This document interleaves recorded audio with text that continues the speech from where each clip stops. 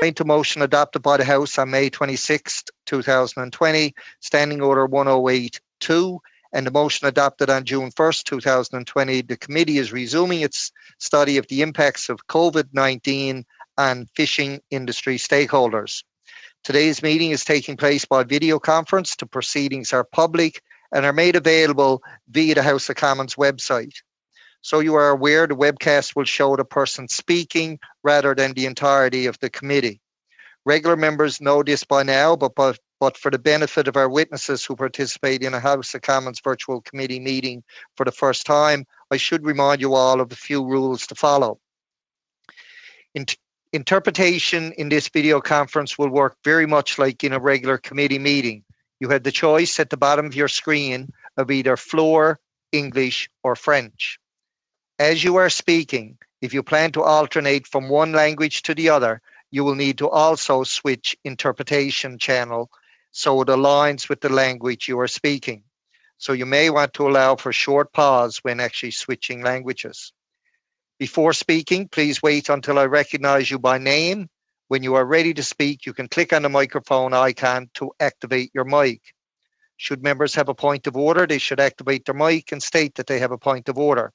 If a member wishes to intervene on a point of order that has been raised by another member, I encourage him or her to use the raised hand function.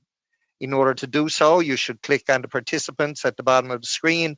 When the list pops up, you will see next to your name that you can click raise hand. This will signal to the chair your interest to speak and will keep the names in chronological order. When you are not speaking, please put your mic on mute. I can't say that loud enough or clear enough, I think, because we get feedback through other people's offices or wherever they're to at the time, and that interferes with the speech that somebody else may be giving. The use of headsets is strongly encouraged. Finally, when speaking, please speak slowly and clearly. Should any technical challenge arise, for example, in relation to interpretation or a problem with your audio arises, please advise the chair immediately and the technical team will work to resolve them. Please note that we may need to suspend during these times as we need to ensure all members are able to participate fully. Before we get started, can everyone click on their screen in the top right-hand corner and ensure they are on gallery view? With this view, you should be able to see all the participants in a grid view. It will ensure that all video participants can see one another. I would now like to, of course, welcome our witnesses for today. From the BC Seafood Alliance, we have Christina Burridge, Executive Director. From the Maritime Fishermen's Union, we have Martin Mallette, Executive Director. And of course, from my home province and the Fish, Food and Allied Workers, we have Keith Sullivan, President. Ms. Burridge, we'll first go to you for 6 minutes or less, please. Okay, thank you very much, Mr. Chair. So the BC Seafood Alliance is the largest commercial fishing organization on the West Coast.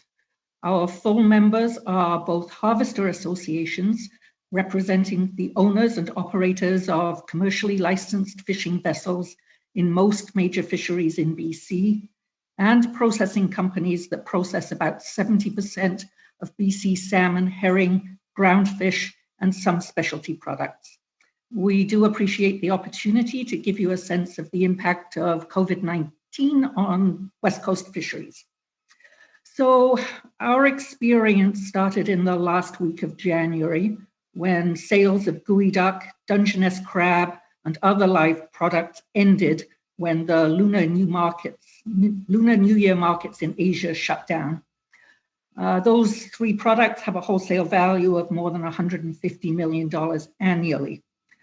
We've since seen that shutdown extend to virtually all food service sales worldwide. And that matters because many, though not all of our species, were destined for high-end global restaurant trade.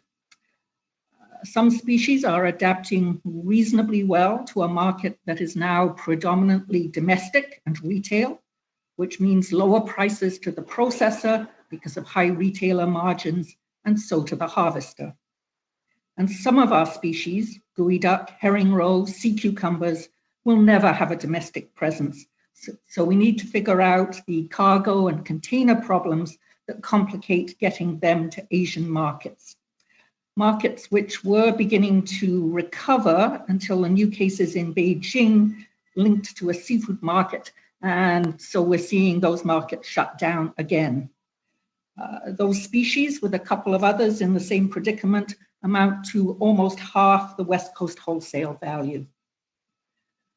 With slow markets, we have reduced processing production and then reduced it again to space out the line for physical distancing in the plant. We've been working with our processing plants to make sure each has a COVID-19 plan. And of course, for both vessels and plants, access to PPE is essential. Funding is certainly nice, but access is essential. And I'm glad to say that this is finally improving. Plants, of course, need fish to be able to operate at all. So we need to be able to go fishing, which means keeping our harvester crews and communities, often in remote parts of the coast and often indigenous, safe. We've been working with other BC harvesting organizations and FishSafe, our WorkSafe BC Health and Safety Association, to implement fleet-specific guidance covering every aspect of a commercial fishing trip. So that's 14-day isolation beforehand, onboard practices, import procedures, offloading, and end-of-voyage procedures. These protocols have been reviewed and approved by both the province of BC and WorkSafe BC. For almost all species, production has dropped by up to 50%, and prices to harvesters have dropped by about 25 to 50% at this point, slightly recovering in some cases. So across the board, whether for harvesting or processing, we are getting less money while our costs have significantly increased. On the emergency support measures, we appreciate the announcement of the Canadian Seafood Stabilization Fund, but we are disappointed that BC has been shortchanged on that fund. We also need to understand exactly what will be eligible. Reorganizing processing lines for physical distancing or retooling for the domestic market and online sales is expensive. Automation technology and capital expenditures, such as automated equipment for vacuum packing for retail, can start at $500,000. The SERB has worked well in many fisheries, but not for salmon harvesters, many of whom had a disastrous season in 2019 as a result of poor returns, and it has complicated labor issues for processors, particularly on Vancouver Island. And of course, we're waiting to see what the harvester benefit and grant will look like. Again, we believe that salmon harvesters may lose out. Since 2019 was such a poor season, it will be difficult to meet the 35% decline in revenue. We're also disappointed that the grant of up to $10,000 for harvesters is less useful than a tweak to the Canadian Emergency Business Account, which is a loan of $40,000, of which $10,000 is forgivable if repaid by December 2022. That is much more useful for small fishing businesses, exactly the kind of small and medium business that the CBO was designed to help. The tweak would simply have been to allow all earned income evidence from crews submitted to the CRA on a T4, no matter which box they filled out. Fish harvesters, of course, have many costs in gearing up for a season, including DFO license fees, and often do not get fully paid until the product has sold, which can be months later. Normally, they borrow money from processors or banks, and neither source is readily available this year. So for them, the Canadian Emergency Business Account would do exactly what it's supposed to do. One other piece of COVID-19 assistance would be appreciated, and that's help with unexpected incremental costs of at-sea observer programs and science surveys. For instance, the at-sea observer program for Pacific spot prawns is essential to managing the fishery. If there's Ms. Burridge? Yes? I'm going to have to end it there. We're going way over the 6-minute mark. Have I gone over the 6 minutes? My apologies. No, not a problem. Hopefully anything you haven't said in your opening statement will come out in the question and answer session, or please submit your written submission as well. We'll include it in the testimony. Thank you, Chair. Thank you. We'll now go to Martin Millet from the Maritime Fishermen's Union for 6 minutes or less, please.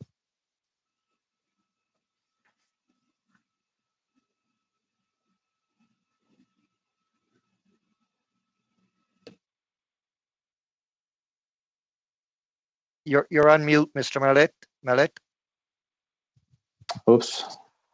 Sorry, my fault. I just press the button for French. Je parle en français pour la prochaine.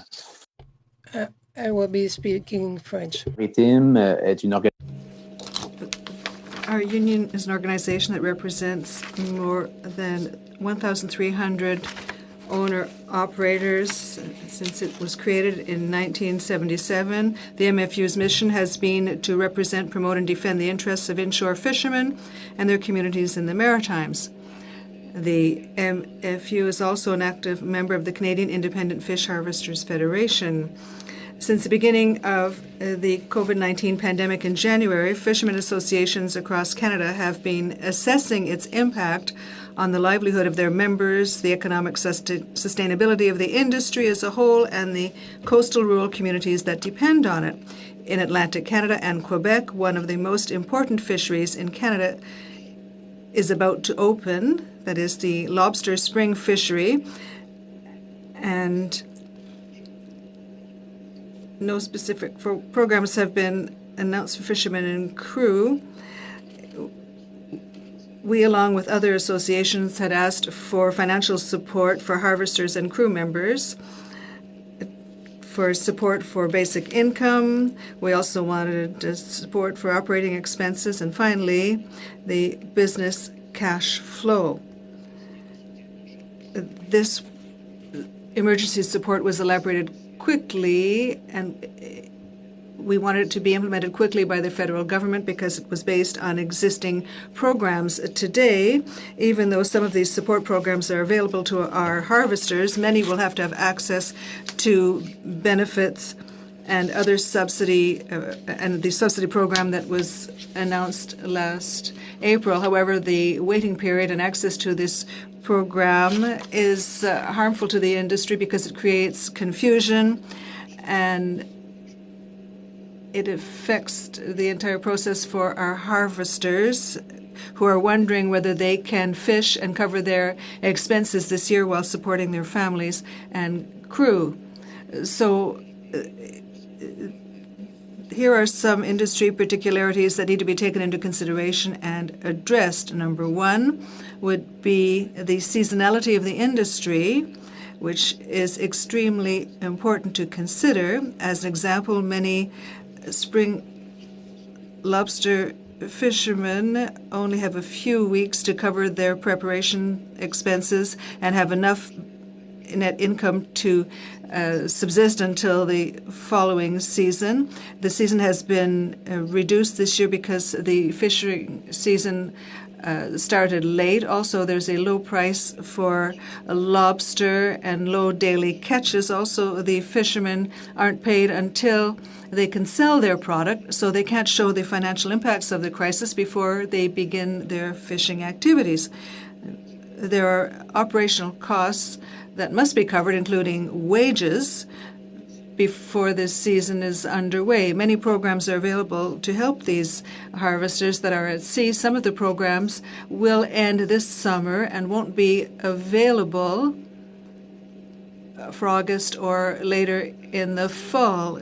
Access to the new subsidy program that could help many individuals is not yet available. Also, crew members. With respect to our crew members, since the announcement was made last May, employment insurance seems to have settled for those who draw employment insurance. but the crew members who have access to regular programs have been left waiting, and that's the case for many of our crew members. Family enterprises are extremely common, as you know, in this industry. For instance, the fisherman's crew will many times consist of his wife, brothers, sisters, sons, or daughters. So the no family relations criteria must be eliminated for all wage subsidy programs in order to help this industry. Fourth, the earnings and payroll structures are often complex and difficult to use as a benchmark for program access for many of the existing programs. And many of our harvesters are falling into gaps because there are many business structures and strategies that don't fit. Many fishermen are not incorporated. They don't have a business account with financial institutions. And the program that was to help the harvesters is still being awaited, is not available yet. New entrants to commercial fishing who've bought fishing enterprises at historically high prices within the last year and who, like many, are not incorporated, don't have a fishing revenue and a payroll history before the start of 2020, and these harvesters will be completely left out of most of the assistance programs. They're the most indebted fishermen, with many commercial fishing enterprises having sold for over $1 million.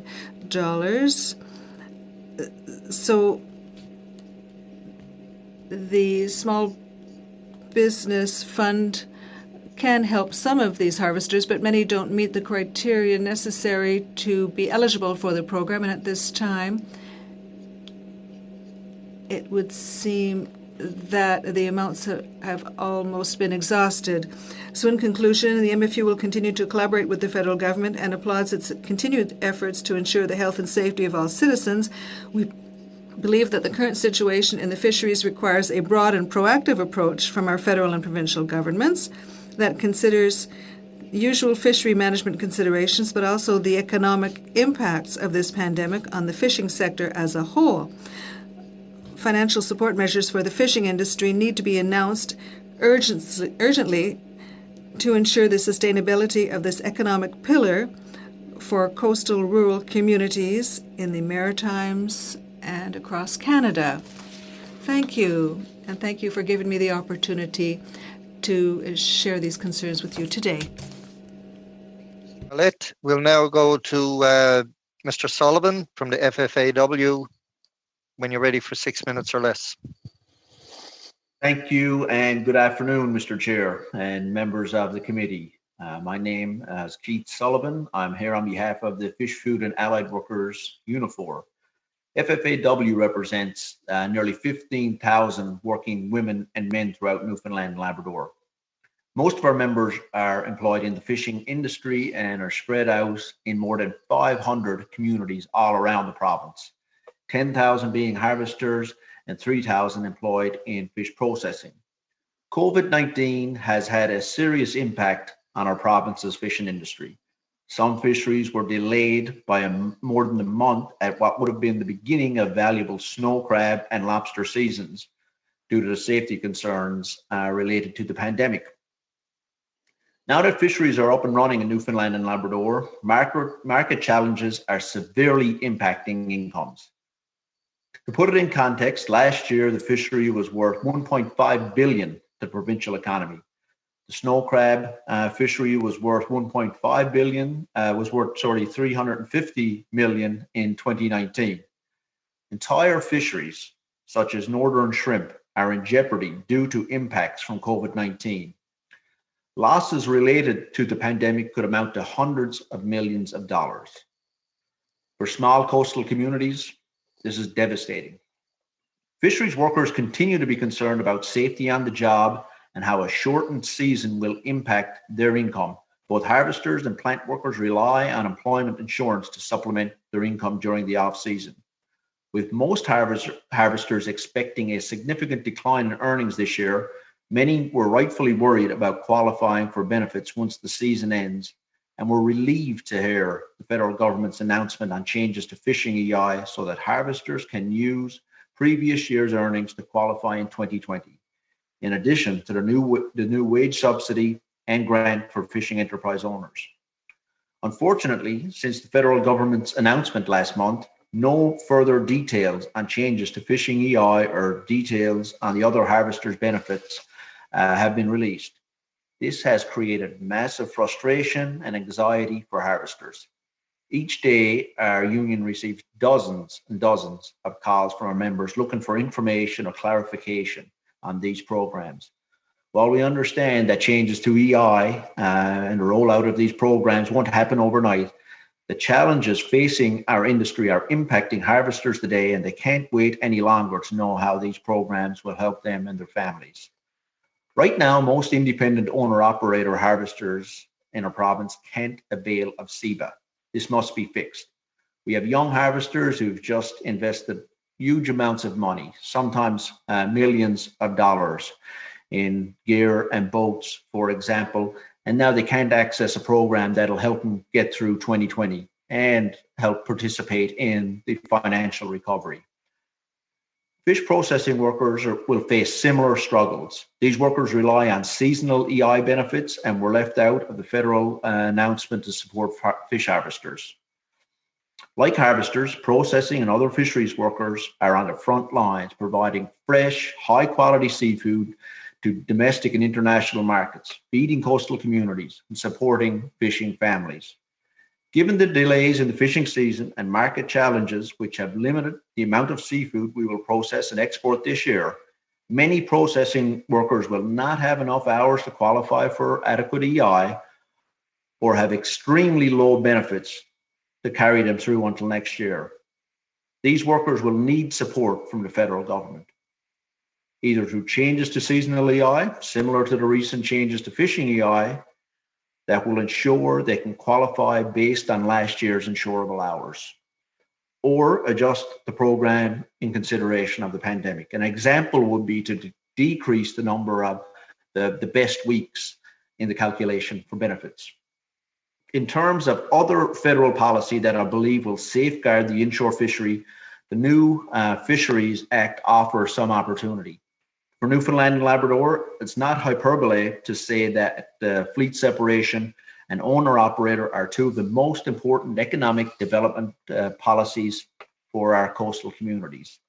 These policies have kept a viable inshore fleet in place and have provided significant wealth to every corner of our province. Many billions of dollars have originated and remained within coastal communities because of owner-operator and fleet separation policies, which have succeeded in widely distributing fishing incomes and play an integral role in our tourism industry, sustaining a vibrant cultural and social fabric in rural Newfoundland and Labrador. However, corporate interests, both domestic and foreign, have influenced and interfered with the application and enforcement of fleet separation and owner-operator policies. As a result, corporations have gained control of fishing licenses and are siphoning the wealth and benefits of inshore fisheries from our coastal communities. In light of COVID-19, it is more important than ever to enforce these policies, particularly given the economic uncertainty facing fish harvesters. Amendments to the Fisheries Act adopted by Parliament last year give these owner-operator policies the force of law. Enforcement will be more robust with legal consequences. By changing this policy to law, the federal government acknowledged the principle that the inshore fishery should be guided by what is best for independent owner-operators and coastal communities, not corporate interests. This is a principle we must protect now more than ever. Action to eradicate these under-the-table controlling agreements that undermine our coastal community and economy must be taken now. The inshore fishery is the primary economic driver in the majority of the coastal communities in Newfoundland and Labrador. Jobs in the fishery provide good middle-class incomes in rural communities, which is why support for the industry in the short term is so critical. Protecting and promoting a fishery that serves communities, addresses challenges in food security, provides good wages and safe workplaces. These must be the priorities for all levels of government, all stakeholders in our industry, if we want to come out of this pandemic with vibrant, sustainable coastal communities and an economy where nobody gets left behind. Thank you. Thank you, Mr. Sullivan. A little bit over, but we'll manage that. We'll now go to our questioning. And first up, of course, for the Conservative Party, Mr. Arnold, for 6 minutes or less, please.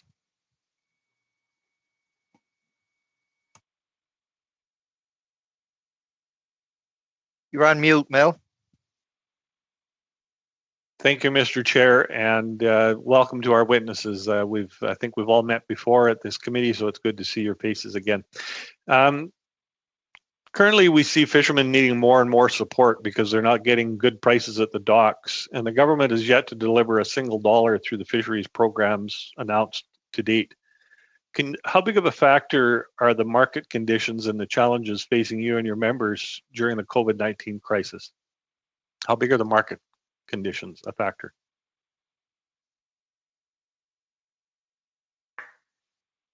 Mr. Sullivan? Okay, well, if I can start, I'm sure everybody can speak to it, but that's really the biggest consideration for many right now. First, the health and safety considerations really dominated the conversation, and rightfully so. But now we're seeing the impacts from most of the restaurant and food service trade really driving our prices down, as we've seen in lobster, for example. Just the ability to market all of the lobster that usually would be on restaurants or in cruise ships. Great. Thank you. Ms. Burridge, I see you nodding your head. Would you agree? I want to keep moving on to questions here. Yes, I would certainly agree. As I mentioned, prices for most species to the fish harvester have dropped by between 25 and 50%. That's strictly because of market conditions, the absence of food service, and the difficulties in accessing export markets. At the same time, production is down about 50% because of slow markets and because of the need for physical distancing. So it's pretty severe. Thank you. Mr. Melly? Yes, so just briefly, I would just echo. I'm just going to echo what the others have just mentioned. This is a combination of market prices and also volume limitations at the wharf. In the case of lobster, for instance, it's a double whammy. And I mean, if you look at it overall, I think that we can probably estimate at between 40 and 60% reductions in revenues for this year up to now for most of our members. Okay, thank you. On to the next question. Would restored market opportunities and increased domestic markets and demand for Canadian fish and seafood reduce or possibly eliminate the economic harm being experienced by your members? And are you aware of any actions, not discussions, but actions taken by the government to restore export opportunities and increase domestic market demand for Canadian fish and seafood? Perhaps we'll go through the same routine again, Mr. Sullivan. Right now, most of our markets are international. So I do think that we have an undervalued domestic market right now. We've been looking for additional marketing, particularly domestic, for many years. I know the Lobster Council of Canada is doing some consideration in that regard and has done some in recent years, but I think absolutely it's an untapped market for many of us. And I think that could help. It's certainly not the answer to all of our problems with the size of the issues we have on international markets, but it would certainly help. Thank you. Ms. Burridge? Yes, we too see opportunities in the domestic market. Certainly east of the Rockies, there's some pretty big cities there, and I think there are real opportunities for West Coast seafood there. However, as I pointed out, about half the value of our fishery is derived from products like gooey duck or sea cucumbers or sea urchins, and the prospect of a domestic market for them is pretty slim. So we do need to get those export markets back. I'll just say very quickly, of course, the Canadian Fish and Seafood Opportunities Fund launched today. So that is a way to access some funding for the domestic market. Mr. Melly?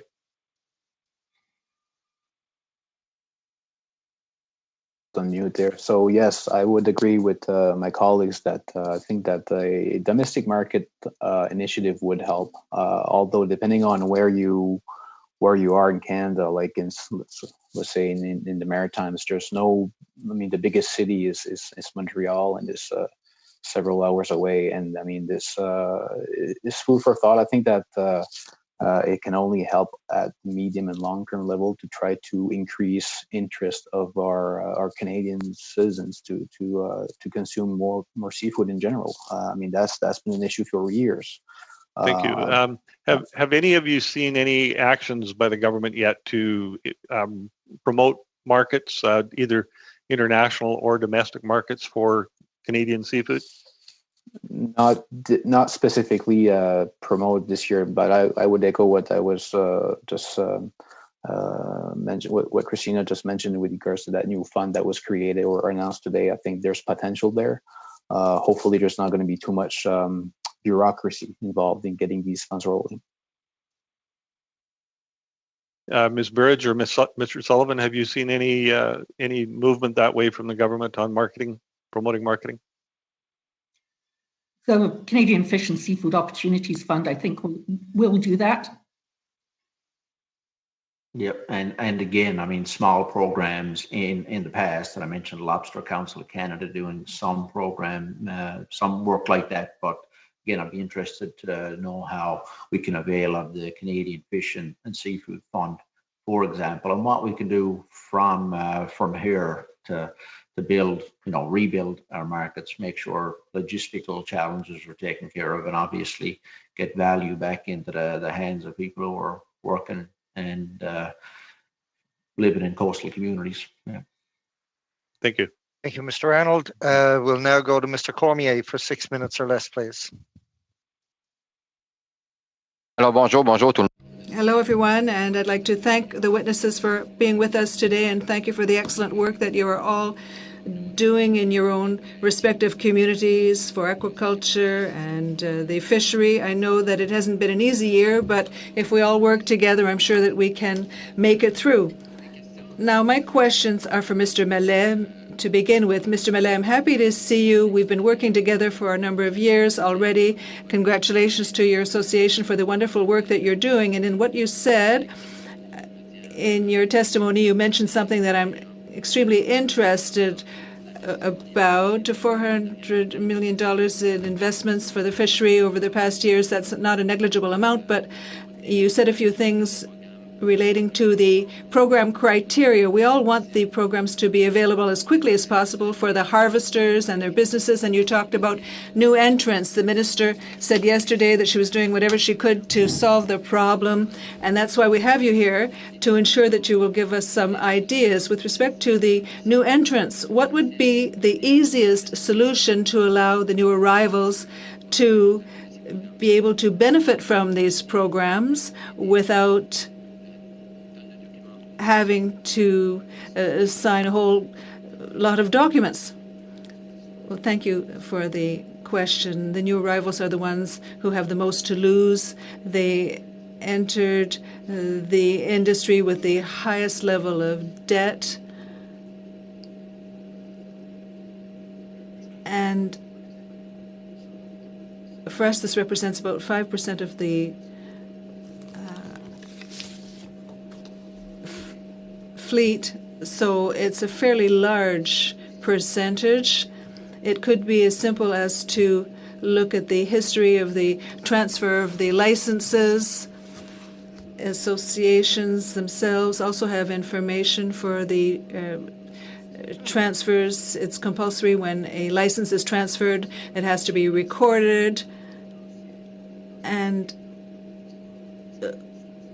one could perhaps contact the one who held the license last in order to get the information that's necessary. So you think it's easy enough to do? Yes.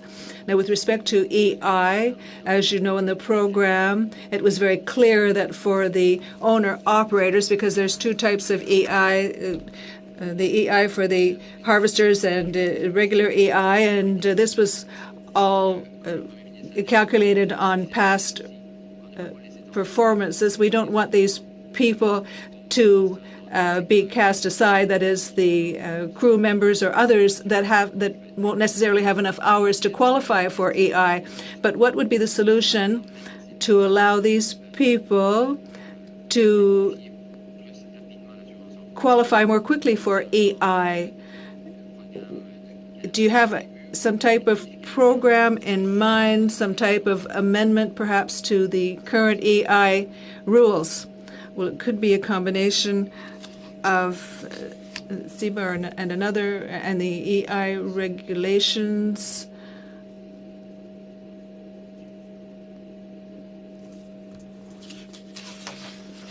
There should be perhaps a change in the accounting necessary to qualify for EI, and there are other ideas that could also help.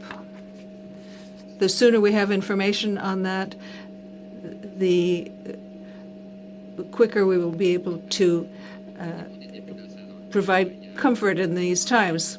Yesterday we heard witnesses, some colleagues who said that if you delayed the fishing season, it would be a bad idea. But at the time when there was a pandemic, we had to make a decision. We had to protect the employees, whether they were the harvesters or the people working on the wharf or the plant workers, because without plant workers you can't have processing. And your organization was one among others that asked that the fishery be delayed. Do you still think it's the best decision that was made, that is to delay things to allow the entire industry to prepare?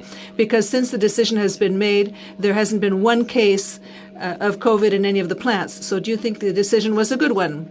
Well, it was a difficult decision. In retrospect, it's always easy to say, well, we either made the right decision or the wrong one. But if we go back to those times, not even 2 months ago, we really didn't know where we would be today with respect to the pandemic. So we've been lucky so far. Only one processing plant on the East Coast had cases of COVID, but it could have been much more widespread, and we could have threatened the health and safety of not only the plant workers, but our workers and crews on the boats, because their average age is over 60. So it was necessary to make those decisions, and we allowed the plants to prepare according to the best available standards at the time. And now we feel quite fortunate that there have not been any problems within the communities or within the industry. Before the end of my time, I'd like to say that the federal government has a program in place. We're waiting for more details, and we'd like the money to be available as quickly as possible for the harvesters. For New Brunswick, does New Brunswick have any type of programs for harvesters, or have none of your requests been accepted by the province so far? The infusion of funds by the province was done at the level of some of these communities. So there's no specific type of aid similar to what has been done by the federal government. No, there were general programs available for the citizens. Quick reminders before I go to Monsieur Blanchet-Jonca. Anybody who's not speaking, could you please mute your mic? We hear discussion taking place in an office. Mel, a little while ago, it was yours. I don't mean to call you out, but you were unmuted, and we were hearing your conversation coming through as well. And to the witnesses and the questioners, again, please speak slowly and clearly. The interpretation is trying to keep up with your conversation to do exactly that. So to be mindful of that. So we'll now go to Mr. Blanchet-Jonca for 6 minutes or less, please. Merci, Monsieur le Président. Thank you, Mr. Chairman, and I'd like to thank the witnesses for being here today. I would like to deal specifically with EI. My question is to Mr. Sullivan. Mr. Sullivan, I heard what you said earlier relating to the problem that might arise when the harvesters end their season and may not be eligible for EI because of all of the factors relating to COVID and the late start to the season. You mentioned the fact that there might be a possible reduction in best weeks, or that the suggestion would be to take into account previous years. So what are you hoping that the government will do to ensure that people will find themselves without any type of income? In Quebec, we have what we call a black hole. That is, the end of the EI benefits doesn't cover the gap between the end of these benefits and the beginning of the following season. So what would you recommend the federal government do? For the question, and when I spoke about the EI considerations for two different groups. So last month we had an announcement talking about the option for those who are in fish harvesting and getting fish harvesting EI to be able to avail based on last year's earnings, a more normal year. Obviously, this year is going to be a disastrous year for many, and we still don't know how it'll play out, but certainly incomes are going to be down considerably.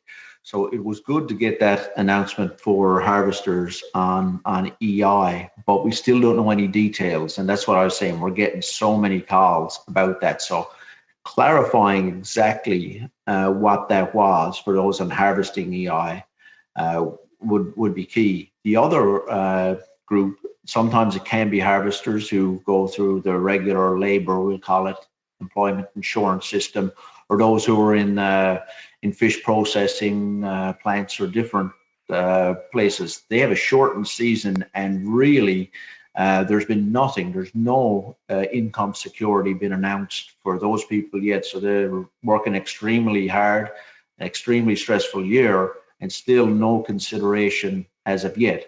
So the suggestions I would have in that on that would be to do like they've done for fish harvesters. Obviously, once we know the details, I'll be able to speak to it more, but base it on last year, or look at the reduced number of best weeks for people. Because what we're seeing in a lot of cases, because of the lower amount of processing and the shortened season, is, people are working hard now, but the ability to have enough time to have a reasonable size of a claim is just not there. So people are working knowing that unless something changes, they won't have enough to pay the bills in the fall and through the winter. Okay. So. Je vous remercie, Monsieur Sullivan. Monsieur. Thank you. Mr. Mallet, I'd like to hear you about EI. You mentioned that it could be a problem also for some of your members. What should the government put in place to allow the seasonal workers not to be impacted by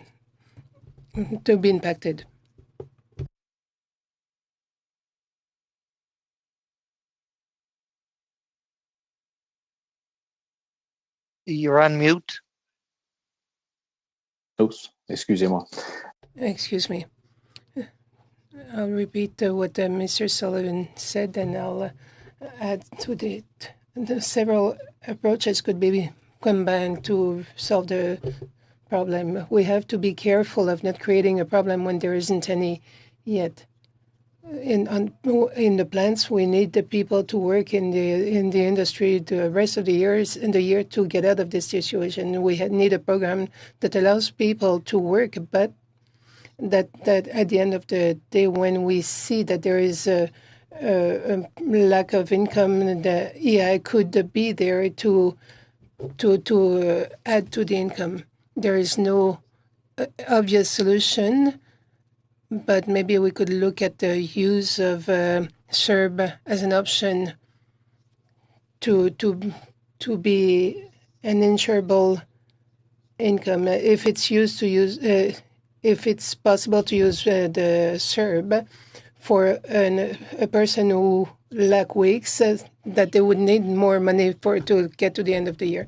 With the announce of $470 million for the fishery sector, you deplored the fact that the SERB wasn't good for the fishermen, and the people working on percentage, they didn't have access to SERB.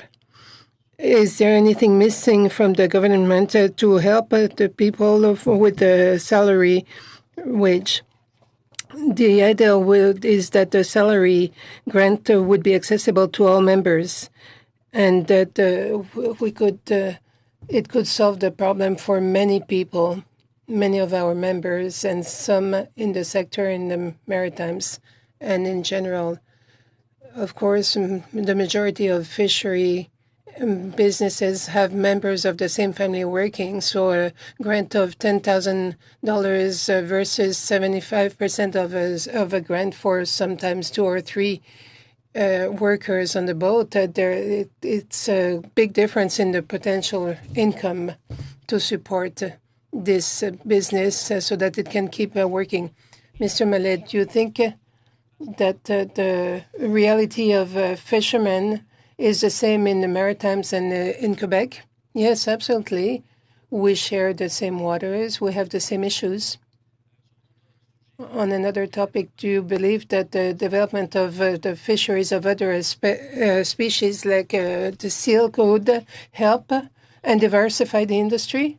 It's a good point. Yes, it could be a longer-term solution, but absolutely, we have been asking as in the industry to address this matter of the seal. There are many opportunities in that field to exploit this resource so that it could be a very beneficial for our community. What are your demands? Mr. Blanchette, Janka, the time is up. We now go to Mr. Johns for 6 minutes or less, please. Thank you, Mr. Chair. Mr. Sullivan, you've talked about the lack of clarity around the programs that are rolling out, the delay of getting the money out the door, that's impacting fish harvesters right now. Can you talk a little bit more specifically what can be done in the short term to help support fishers, especially new entrants? Yes, I briefly, thanks for the question. I briefly mentioned in the opening comments about if you're a new entrant to get into the fishery, the valuation of your business is much different this year than it would have been last year when you invested so much. So the very first thing that would really help when you got these massive payments would be to be able to access a program like SEBA, so that $40,000 to help pay the bills interest-free, and then obviously the additional $10,000 that may be forgivable if you meet the conditions, something like that for harvesters. But right now, because of just the unique structure of a fishing enterprise, like Mr. Mallet had mentioned, not having the business account, you just can't get access to that. So you're left. So the people were trying to draw into this fishery, they could be really, their business could be destroyed. The people who were counting on to carry on, to build our communities, to make sure that we have long-term value in the fishery, people not being able to access that one. That's a big problem now that doesn't make sense. It's kind of, people in the fishing business are not able to avail of it on a technicality. Obviously, these are businesses who would need something like that. And the other part is that we're in the middle of, the fishery is a seasonal industry for a reason. We harvest crab and lobster when it's the best possible quality, for example. So we can't move that to later. And people now don't have any idea of what these programs that were announced look like. So it's impossible to plan their business. Can I really take on another crew member now when you don't know the details of the program? So it's encouraging that we had an announcement, but the details are needed now. You talked about enforcing the owner, operator, and controlling agreements and how important that is right now. Can you share a bit more about how those changes need to be made right now in light of COVID?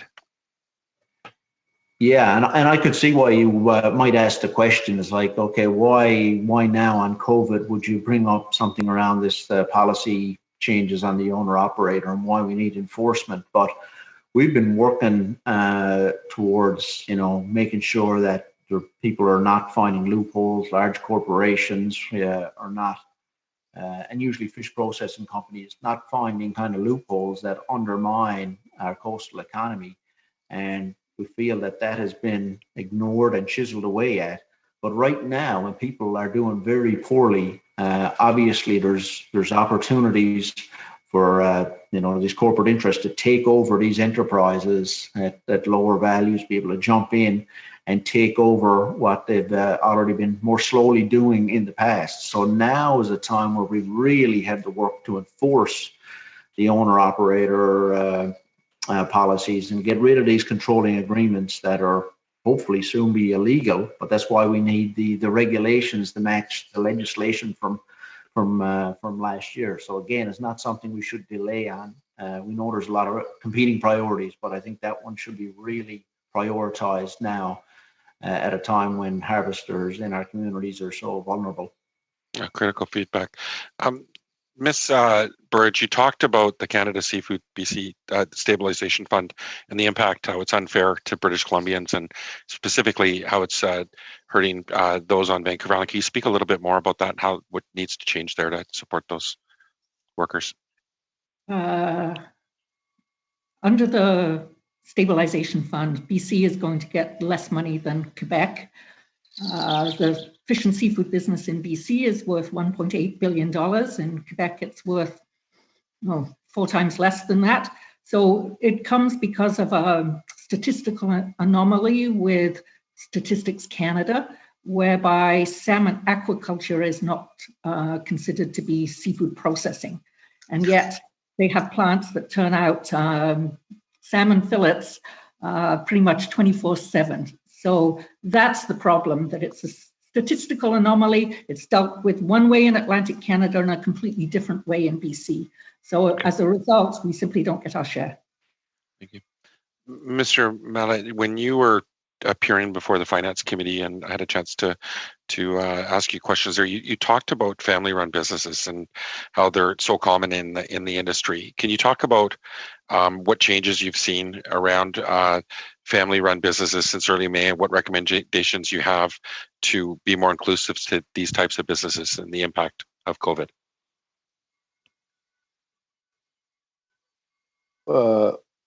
In particular, we would like to see the family rule taken out of the wage subsidy program.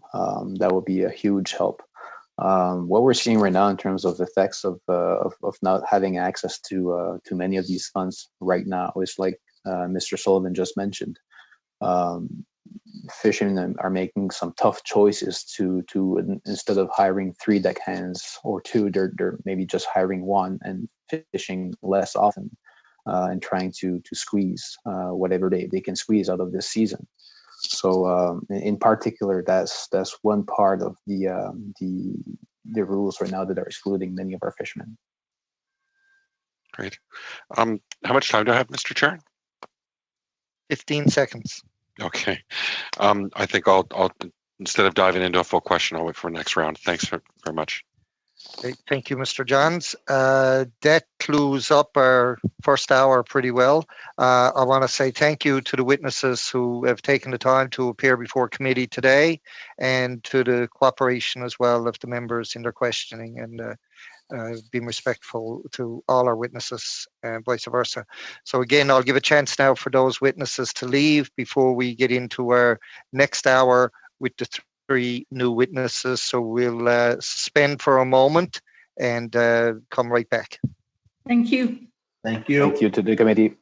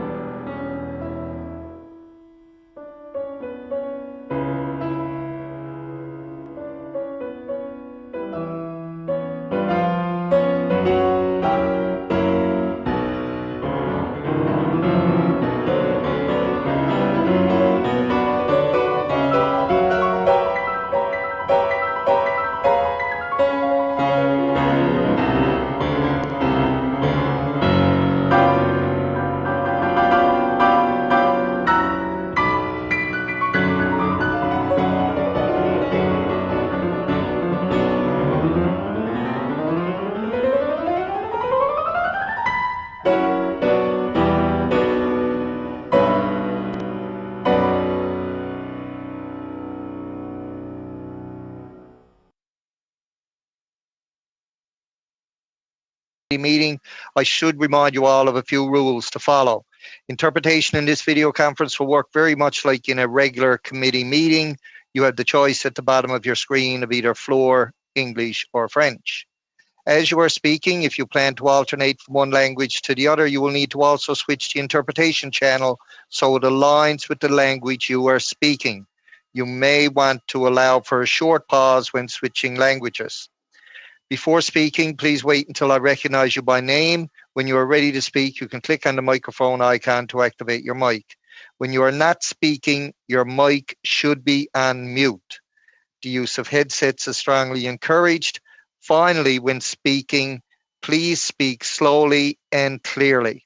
Should any technical challenge arise, for example, in relation to interpretation or a problem with your audio arises, please advise the chair immediately and the technical team will work to resolve them. Please note that we may need to suspend during these times as we need to ensure all members are able to participate fully. Before we get started, for those of you using the computer, can you click on their screen in the top right-hand corner and ensure that they are on gallery view? With this view, you should be able to see all the participants in the grid view. It will ensure that all video participants can see one another. Our witnesses for this portion of today's meeting from Fred's Custom Tackle, Fred Helmer, founder and owner. From the Sport Fishing Institute of British Columbia, we have Mr. Owen Bird, Executive Director, and Mr. Martin Paish, Director, Business Development. And by telephone, we have from the Victoria Cooperative Fisheries Limited, we have Mr. Osborne Burke, General Manager. We'll start now, of course, with Mr. Helmer. For 6 minutes or less, your opening statement, please. Yes, thank you. Can everybody hear me? So I'm here representing the Fraser River Sport Fishing Alliance and the owner of Fred's Custom Tackle guiding retail store for over 45 years. And it's been a long haul. Over the last 50 years, I've seen some real serious declines in fishing opportunities and fish resources in the province of British Columbia across our west coast. There's been devastating consequences to our public fishery, as well as with commercial and First Nation requirements as well. With COVID-19, we're now facing another level of concern for sure. Things have become much more complicated. And it's escalated to the point of, in some cases, a question of survival. And a lot of uncertainty on what is happening, with the uncertainty of not knowing what's happening. It's creating a lot of stress and a lot of anxiety. The reality is that, in our business, it's all about opportunity. And we are certainly seeing a lack of opportunity. Just to kind of express that, I'd like to talk a little bit about specifically the Fraser River. It's an example of how opportunity has really been lost. Historically, the Fraser River was one of the most productive rivers in the world for 5 species of salmon, sturgeon, steelhead, and trout. And it was a world-class fishery, a destination. It was a producer of millions of salmon to satisfy commercial and First Nations need, and it's in serious trouble. The Fraser is extremely important to the province of BC. The Fraser River public fishery, once estimated at $100 million annually to the economy, is practically extinguished. Thankfully, we do have a very successful, well-managed catch and release sturgeon fishery that generates approximately $30 million annually towards our economy. It also generates about $5 million towards scientific research and monitoring through a world-renowned tagging program. This is a result of people working together and meeting challenges and needs in a balanced and equitable manner. The abundance of Fraser runs of Chinook, coho, sockeye, chum, and pink salmon are all on a list of conservation concern. Threatened or endangered, and a number of steelhead runs are close to extinction. Something different needs to happen if we expect these genetically diversified and treasured species of fish to return. Some specific runs of like interior coho, early Stuart sockeye, have been in conservation mode for over 20 years, and here we sit today still trying to figure it out. Anglers are increasingly facing more closures and regulations, restricted opportunities due to conservation concerns, and closing public fisheries have had a huge impact and it has created a lot of negative activity and frustration. We certainly need to do something different if we want to see a change and we want to see us survive COVID-19. The Fraser River Sport Fishing Alliance recommends that the economic and social value of the public fishery is looked at a little bit more seriously. The amount of fish if you compare the amount of fish that's taken versus the dollars returned, it's a obvious equation that you'd want to support and boost that because it's huge to the economy. So that's one, you know, in COVID, if you can get some more dollars going, it would be ideal. We suggest that the social value also is a huge value, probably even greater than the economic value. And I agree with that one. But there are far bigger issues here in the province that need to be dealt with when it comes to our fisheries. There's one thing that would really help is increasing the hatchery production. There's many hatcheries that are not at capacity, and I think there's a demand for immediate jacking up of those facilities and then do a mass marketing releases.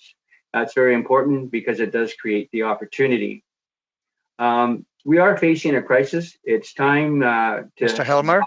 Yes. I just have to interrupt for a second. The interpreters are asking for you to get the mic closer so as they can hear you better. If you could, please. I don't have a mic, but I'll try to speak a little louder. Okay, perfect. Okay, so we're facing critical times. We're definitely in crisis mode here. COVID-19 has just kind of put the last nail in the coffin for many people, and I think it's time to really start to look at what is needed. And what is needed out here is just an opportunity to go fishing. And it's interesting that we actually do have abundance of opportunity sometimes, and we don't really get it. And I think it's from a lack of understanding the recreational or public fishery as a whole. And sometimes we just got forgotten about. And it's time to pay attention or we won't be around for much longer. Thank you, Mr. Helmer. We'll now go from the Sport Fishing Institute of British Columbia. I don't know, Mr. Bird, if you're speaking or Mr. Payesh, or if you're sharing your time. Whichever one is going first for 6 minutes or less, please. All right, thank you. I am going to go first, but we are sharing time with recognition of the 6 minutes time. So I will begin. Hello, and thank you for the opportunity to appear before this committee once again. I'm sharing time Mr. Bird, please make sure the mic is close. There we go. Thank you. Okay, thanks for the reminder. Thank you.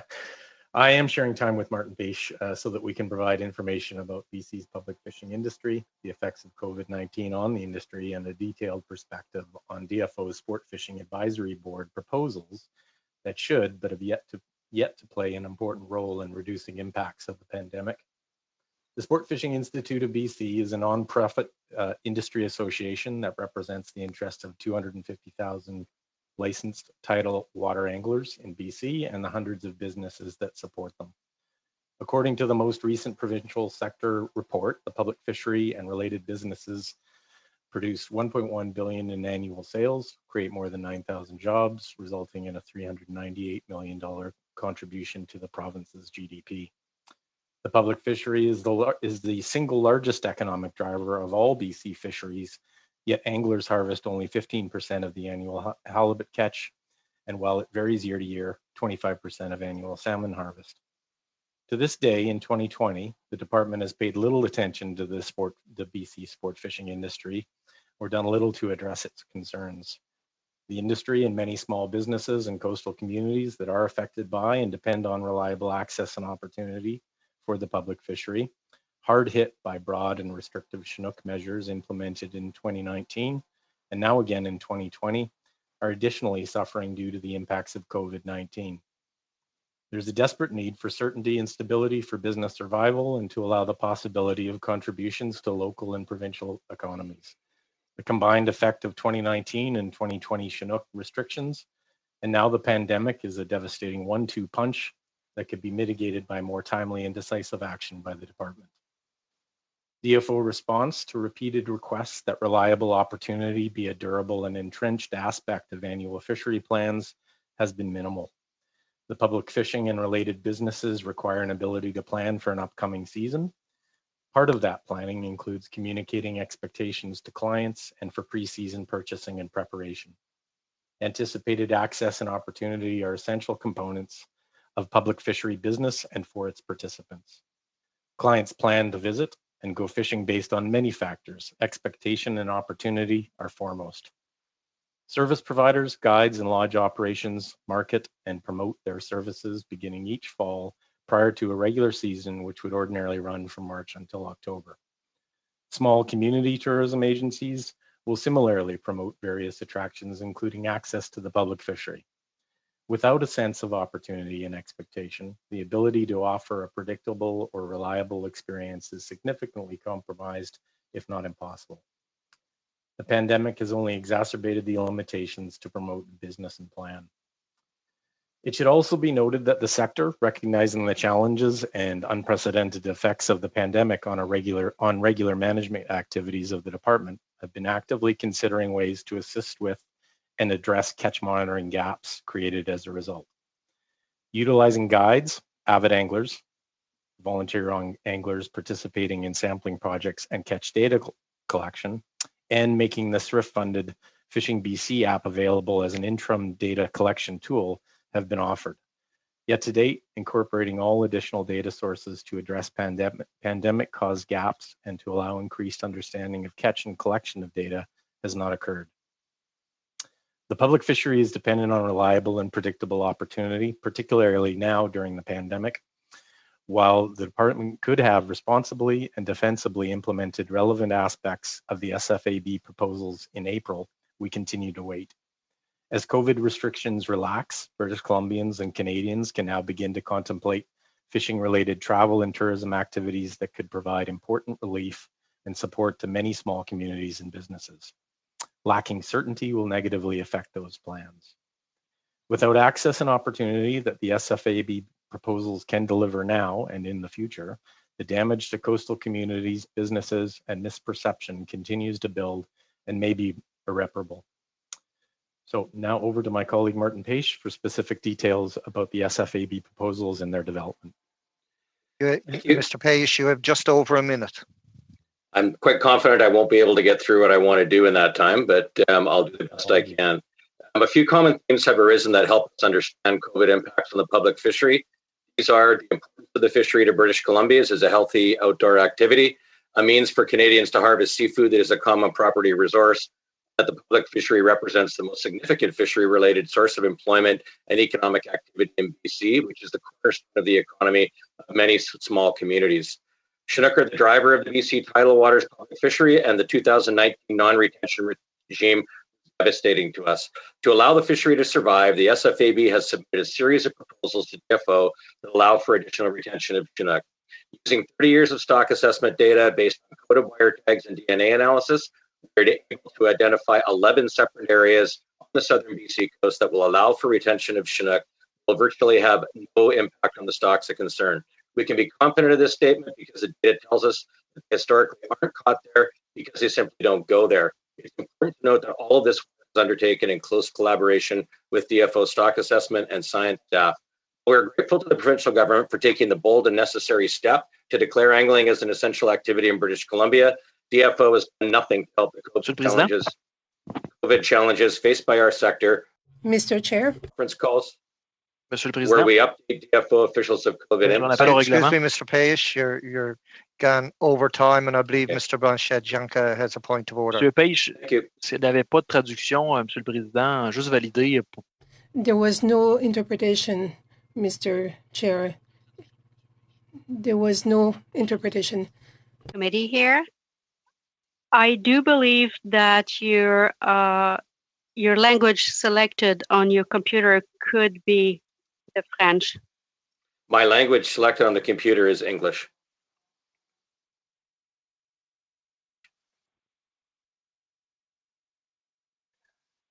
Okay, thank you for that, Mr. Banshad-Janka, but the witness has more than expired the time, so we move on now to our next witness, which is Mr. Burke. When you're ready for 6 minutes or less, please. Yes, thank you to the chair and the fellow members of the committee. I am General Manager of Victoria Cooperative Fisheries Limited, located in northern Cape Breton. We're a fishermen's cooperative, 100% owned by the harvesters, and been around since 1956. And we harvest, our members harvest lobster, snow crab, roundfish on an annual basis. We, as others, were pretty affected or significantly affected by COVID-19 issues, starting with our rush to acquire PPE equipment and the challenges with obtaining it, paying for face masks as high as $6 Canadian from China down to $1 at the latter part of the month in April. When we look at some of the challenges that we face or currently are facing, the new stabilization fund program that was announced, similar to BC and others, I would say that Nova Scotia, based on a proportional basis and $2.2 billion in exports, the amount of money available is certainly not going to do justice to us with the program. Secondly, under the stabilization fund, it's our understanding that in this federal program, all the funds that we spent on disposable face masks are not eligible. Only reusable face shields, Lexan panels on equipment, that type of equipment will be able to make a claim. The $50,000, $60,000 we spent in masks, going through 2 to 3 per day, are not eligible. Another challenge that we have, and the CERB was extended, we understand, today for another 8 weeks. We had an attrition rate of almost 40% with local workers. We believe a lot of it due to the CERB, where workers decided not to come to work. And we've even seen it in the past 24 hours since the announcement. And that's provided a significant challenge to us. The federal wage subsidy, and we thank everybody in the government and all parties for putting these measures forward. The federal wage subsidy is extremely helpful. It's making a difference in a tough year.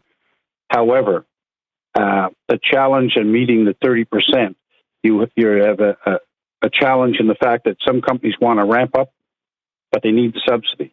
But if they ramp up too quick, too fast, they're disqualified from the subsidy.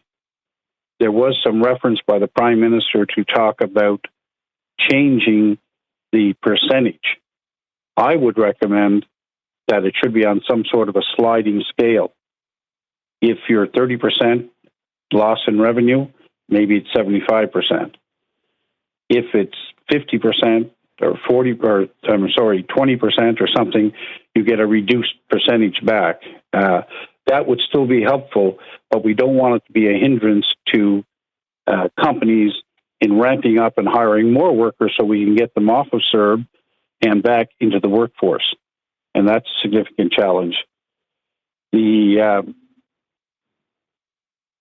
currently for our workers and the harvesters, our harvesters are averaging about a 40% reduction in revenues just based on the price they're receiving for their product. And just this past week with the issues in Beijing and with the Chinese government looking at checking all shipments live or frozen into China, it's created, for example, for us, tomorrow 40,000 pounds of live lobsters to the USA is canceled. We had 2 shipments to China, frozen product, canceled because of the delays that they're going to be faced, because the Chinese government has to hold live product for 48 hours now to clear it from COVID-19, and similarly additional checks on frozen products. These are all challenges. But the biggest challenge we have right now, and it's very clear during COVID-19 for everybody that sat in isolation or sat at home, is we seriously need to improve internet access in all of Canada, in the rural communities.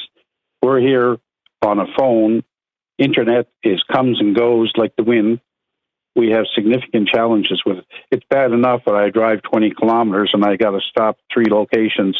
I can't use my cell phone, because we don't have proper coverage. But the internet and internet access is critical, more so than ever today than it was prior to this year.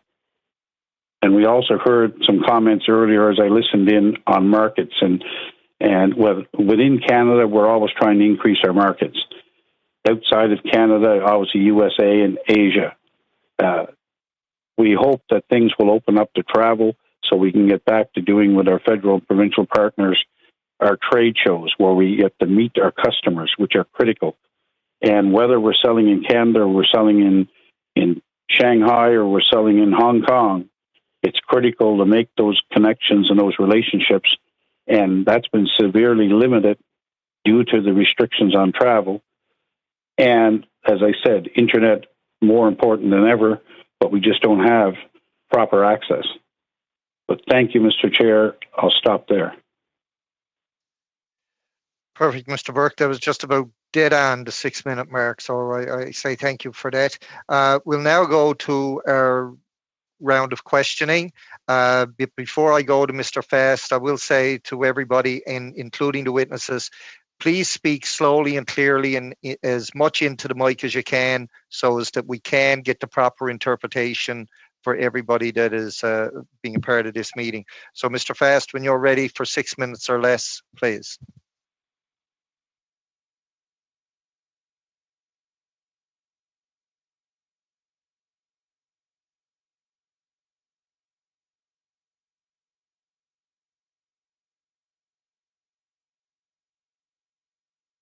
Mr. Fast? You're on mute. You're on mute.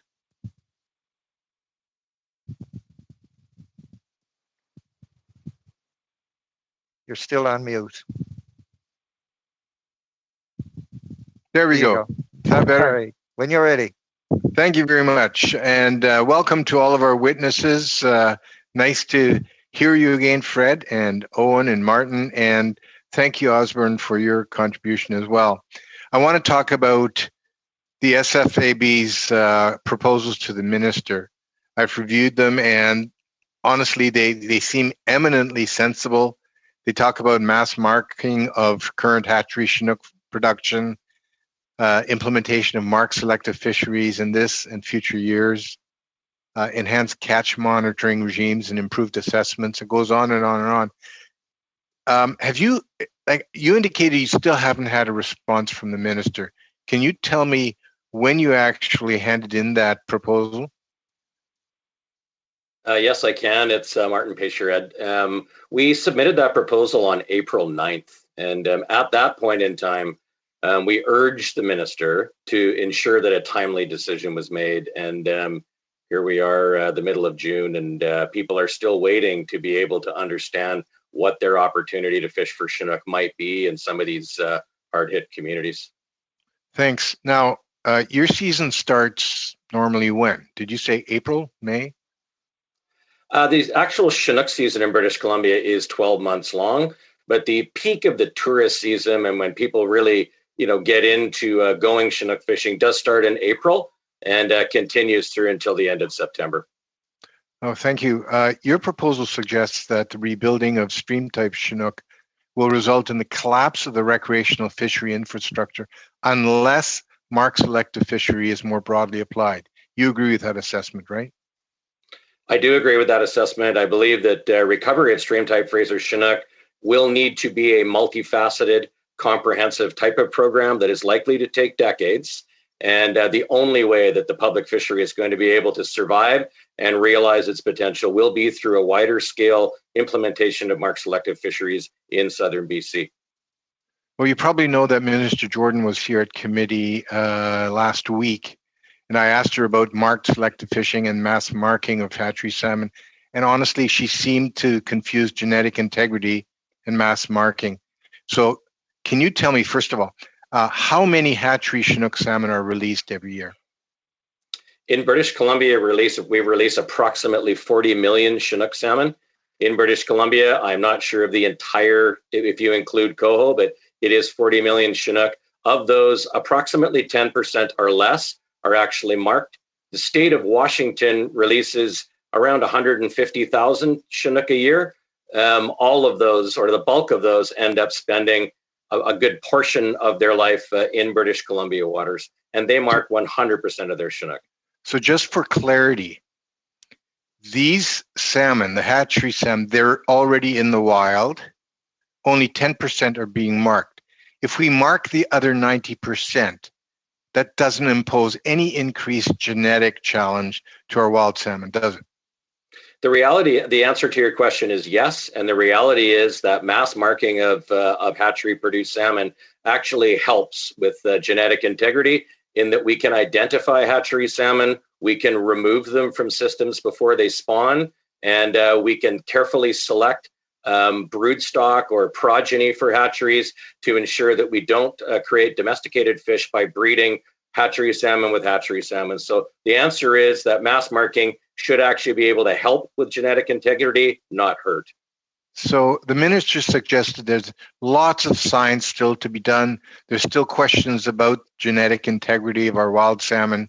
I sense that she was confused about the issue because, as you have said, mass marking of hatchery fish that are going to go out into the wild anyways should not in any way affect, additionally, any genetic challenges that might exist, correct? Yes, the reality is that in the implementation of mass marking and mark selective fisheries that the Sport Fishing Advisory Board has been asking for several years now, ample time to do the study that's required. And we are not asking for an increase in hatchery production.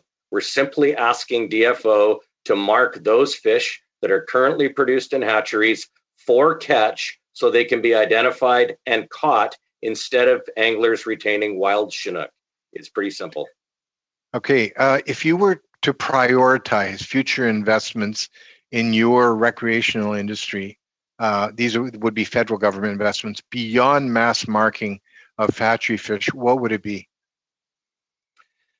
I would suggest that the Department of Fisheries and Oceans needs to invest in the human and structural resources within the department in Pacific region that reflect the value of the public fishery. In other words, the Department of Fisheries and Oceans would be well suited, in my opinion, to create a division for recreational fisheries so the fishery has adequate staff and financial resources to be managed properly. That is not the case now. Just getting back to mass marking. Thank you, Mr. How Fast. much? Thank you, Mr. Fast. Your 6 minutes are gone. Oh, Actually, man, that went fast. It do. When you're having fun, the time goes fast. We'll now go to Mr. Hardy for 6 minutes or less, please. And thank you, Mr. Chair, and thank you to some old friends, well, at least one old friend that I see there. Mr. Bird, how are you? I want to get back to the COVID-19 issue because that's really the focus of these hearings. What we've heard from various sectors over time is that, yes, COVID-19 has had an impact, but they can't avoid bringing in some of the foundational or systemic issues in their sectors. You know, we heard this from elderly people. We're hearing it from you. You know, yes, COVID has certainly amplified what's been going on, but the foundational issues pre-existed the pandemic, and they're only, if you like, brought up even more sensitively now. Mr. Pash, you mentioned that the primary time period, the most valuable time period, for the sports fishing is April. But you'd have to agree that in April, Americans weren't coming across the border and Canadians weren't traveling very much because, of course, of lockdown. So in this case, you missed the prime time simply because of the pandemic. Would that be your take on it? I think I would correct you in one thing there, Ken, and that is that what I think I said was that the season for Chinook fishing begins in April and continues to the end of September, with the peak season really being the summer months of July and August. But your statement is essentially correct in that there is no anticipation that the U.S. border is going to open in time for our season. People are running out of time to effectively plan their businesses, that type of thing. We are still not in phase 3 in British Columbia yet, which encourages within the province travel. We're hoping that's going to come soon. And that's why we're hoping that fisheries opportunities will be announced. The other side of the equation, of course. I'm sorry, sir. I'm going to have to intercede here because I have more questions in limited time. Do we have too much fishing need chasing too few fish in British Columbia? There's a desire of a lot of people, the sports fishing, the commercial fishing, etc., the indigenous fishery. Everybody wants to go out fishing. But in the same breath, we hear that, there's a shortage of fish and that we've got some fundamental issues there that are not pandemic related that need to be addressed to really come up with a sustainable solution to your problems. I would answer. Go ahead, Owen. I was just, okay. Thanks, Mr. Hardy. I would suggest that the SFAB proposals are quite a roadmap to show that there is a reasonable, sustainable approach to addressing your concerns. And so, Owen, just in the essence of time here, are you saying then that we might not be getting the right information out of DFO as to the state of the stocks and the necessity for the closures? I would say that is accurate. Okay. There are many stocks on this. One last thing, and then I think my time will expire. We've seen in a lot of sectors that the people who are closest to the activity are being expected to absorb most of the hit, most of the pain, if you will, as a result of the pandemic.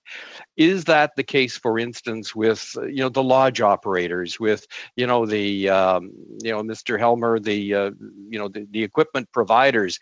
What about upstream from you? What about the banks? What about the others who want to be kept whole while the person closest to the action is expected to take all the hit? Is that a factor that you're looking at?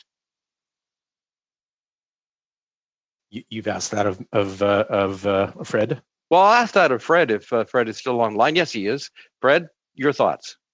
No, absolutely. I mean, the way I look at the whole thing, it's a holistic value. I'm sorry, Fred, we can't hear you. Okay, hang on. Can you hear me now? Barely. Move as close as you can to your computer. Okay, yes. Thank you for that. I believe that, we need to look at things holistically. I think that your question. I'm sorry, Fred. We still can't hear you. Is your language button on English or French? Maybe just check that. English. It is on English, eh? Okay. Yeah. Owen, can you answer that? Yeah, maybe if I could remark. Yeah, sure. Thank you. If I could, I mean, this is a significant problem that there are, no sort of tools available to the public fishery and the industry to be able to make it through the significant effects of the pandemic and take them through to believe that they can operate this, in the next year. Yeah, I think the key question I have is the pain being shared equitably, kind of up and down the financial food chain here? I think not entirely. There are means in place to generate funding support that the government has provided, and in some cases that's been quite helpful. Unfortunately, for the tourism industry, as a general comment, and therefore the sport fishing related tourism industry, there still are some significant gaps that remain. There is not funding. If you have some examples of that, we would appreciate getting that after this session. Thank you, Mr. Chair. Thank you. Thank you, Mr. Hardy, and thank you for reminding the witness they can't submit something in writing to the committee. We'll now go to Mr. Blanchard-Jonca for 6 minutes or less, please. Merci, Monsieur Président. Thank you, Mr. Chairman. I'd like to thank our witnesses for being with us today. Now, this is for Mr. Bird. I am saying hello on behalf of Ms. Gill, who can't be here today because she's actually in the House of Commons, which is sitting today. So in Quebec, we don't have an opportunity to have any type of permissive regulatory regime similar to the one in British Columbia. So I would like to know, with respect to recreational fishing, can you tell us how the Department of Fisheries and Oceans could help the communities and the industry of recreational fishing at this time? I would say that is it is an acknowledgement of the public fishery and recreational fishery and the industry that it's difficult for the department to aid the businesses, sort of along the lines of what Mr. Hardy's earlier question was. So what we would observe in some of the remarks that I'd made and and Martin may have, if he'd made it all the way through, or would have, was that what we need is certainty and stability as far as opportunity goes. And Fred as well touched on it. Opportunity is essential for the public fishery to be able to operate, to be able to plan, to be able to make its experience and options available to people who would plan to participate.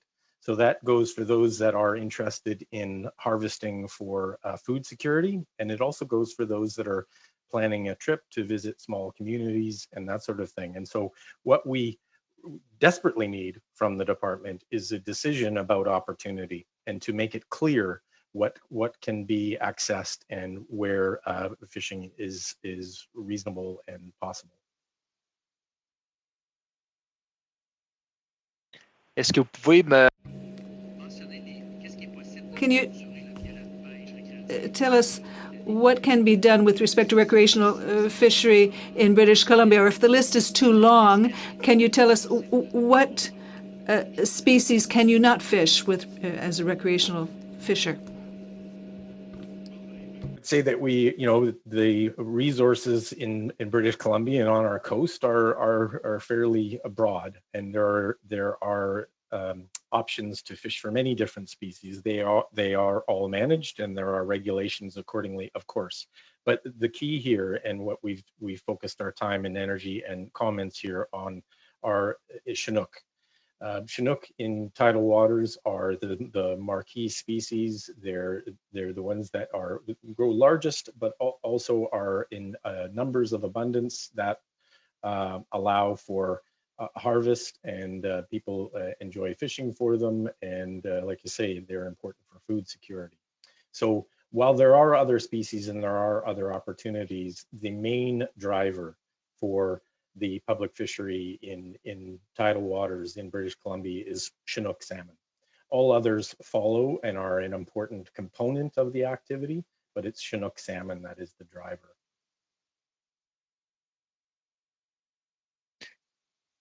Est-ce qu'il est possible de quantifier? Is it possible to quantify the impact of recreational fishery on the fishing stock in British Columbia? A complicated and complex question, because there are so many different runs along the coast and extending into Alaska and into Washington state. However, we can say that the amount of salmon harvested by the public fishery is in the order of 25%. That does vary from year to year, but compared to all other extractions from harvest, it's about 25% of the salmon harvested. So that gives you a sense of sort of the proportional withdrawals, I suppose, or harvest of the public fishery. Est-ce que la COVID... Did COVID-19 affect the number of people fishing? It absolutely has. As Martin points out, the typical season begins in April. It does, there is fishing that occurs, all through the year, but it begins in April. So all the fishing from March until really now has been limited to household activity, and no business allowed to occur. And then let's add the fact that restrictions are in place for Chinook. So that's had a fairly significant impact on license sales to date this year. The last figure I heard was they were somewhere down 20 to 25% of licensed sales. And as far as activity on the water goes, that's also equally impacted. This actually turns out to be sort of a further argument to suggest that the department can make a decision about opportunity this year, which is all important because the effort is less as well. So there is a reduction in catch at these times because of COVID. It's not exactly a silver lining, but it is an argument to suggest that changes could be made more quickly. Thank you, Mr. Blanchette. Janka, there's only about 5 seconds left. It certainly doesn't leave time for another question. We'll now go to Mr. Johns for 6 minutes or less. Thank you, Mr. Chair. Thank you to all the witnesses for being here and for your testimony. My question is to you, Mr. Bird. You've talked about mass marking of hatchery fish, the importance of that, of opening a selected marked fishery in British Columbia. Can you talk about how this plays into conservation because of maybe lowering mortality? These are the kinds of things that people are talking about. This is a very important conservation opportunity as well. Can you speak to that? How mass marking can play into conservation? Absolutely. Well, certainly there is the idea that with additional marking to what already occurs, as Martin Page pointed out earlier, it's only 10% of what's currently produced in hatcheries. If you moved to mass marking and you moved also to more or an increase in mark selective fisheries, you are basically targeting hatchery raised, hatchery produced salmon. And you are able to identify those fish very easily and distinguish between wild salmon. Whereas currently now there is where you have mixed fisheries, you allow hatchery retention, but you are also allowing wild.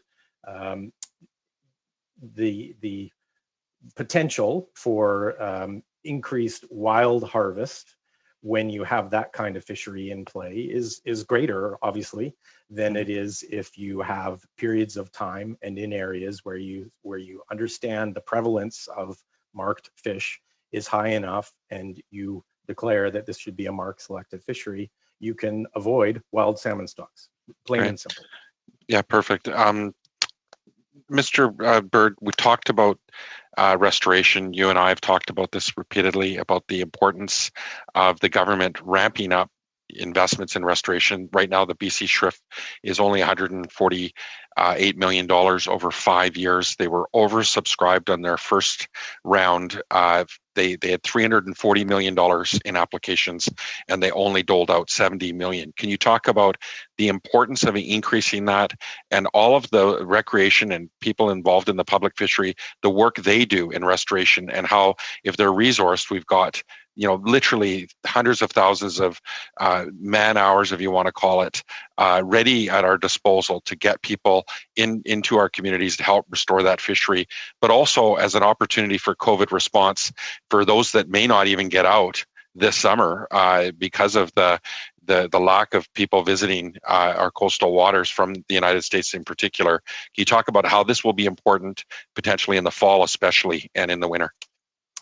Yeah, thank you for the question. I think that's one of the really excellent things about those involved in the tidal waters and sport fishing, in BC, and I'm sure in other jurisdictions as well, is their absolute engagement and willingness and actually getting down to it to work and volunteer to help with enhancement issues, with restoration activities, to be involved in net pen work and not aquaculture, but net pen work to raise smolts for release, these kinds of things. So the funding that's been made available is good, but we'd like to see much more than project funding is funding for an overall plan that not only addresses fisheries management issues, but takes on restoration, but takes on rehabilitation, that considers enhancement projects with regards to hatcheries. And to your point, Mr. Johns, that we engage the angling community and those interested in fisheries resources to work on those projects. And so the ability to roll out those SRIF projects now under the pandemic and to get people doing these kinds of activities that are desperately needed by our salmon would be excellent, and basically can't happen soon enough. Mr. Burke, you talked about the wage subsidy. Can you talk and how they should scale that in terms of the rollout moving forward? Can you talk about what you'd like to see in terms of scaling that rollout in terms of what the government's doing right now? Yes, currently it's 75% subsidy, as we know, based on a 30% reduction in sales. What we're seeing in a number of companies I'm talking to in the seafood industry, they're at a point where they want to ramp up, or as markets open up a little bit. However, if they do, they're right on the borderline of the 30%. So they would disqualify themselves. So it's a disincentive at that point. And what I'm saying as a taxpayer as well is we should seriously look at some sort of a sliding scale. So if you're at the 30% and now you're down to 25, maybe that 75% becomes 65%. Something on that kind of a basis going forward beyond where we are now, I think would be a significant help. And we would see more of the companies moving forward, bringing back more workers, and thereby reducing the impact with the CERB, where you're paying the money out, but we're not getting the benefit of those workers. So in the workforce is where we want them to be. Super. Thank you, Mr. Johns. That closes up that round of questioning. I need probably a few minutes to do committee business. If nobody has any objections, we'll go into that now. We'll let our witnesses depart. We'll thank them for their attendance. Mr. Chair, is there any opportunity to extend the meeting so that we could get another quick round of questionings like we did yesterday and extend committee business? If the committee would consent to allowing us to go a little bit over time to deal with the committee business, I'd certainly allow a quick round of a question for each party, maybe a minute question, a minute answer. If we could do that, if that's suitable to everybody and if everybody is in agreement. I'm seeing heads nod. I don't see any no's. So we'll go on to that for a 1 minute question. Next on my list to go, and I don't know if this will be the person asking, Mr. Calkins, for a 1 minute question, 1 minute answer. You're Thank you, Chair. My question is this: the 2019 salmon closures or the salmon regulations were devastating for the guides and outfitters and the sport fishers on the coast of BC. My understanding is that these regulations are virtually the same this year from last year. Added on to that is the COVID-19 border closures and restrictions on travel. To Mr. Helmer or to the Sport Fishing Institute of BC, what will be the effect if the Sport Fishing Advisory Board's recommendations are not taken into consideration? What is the future of recreational fishing for salmon on the West Coast going to look like if we maintain the status quo? If there's a minute, I'll jump in there, Blaine.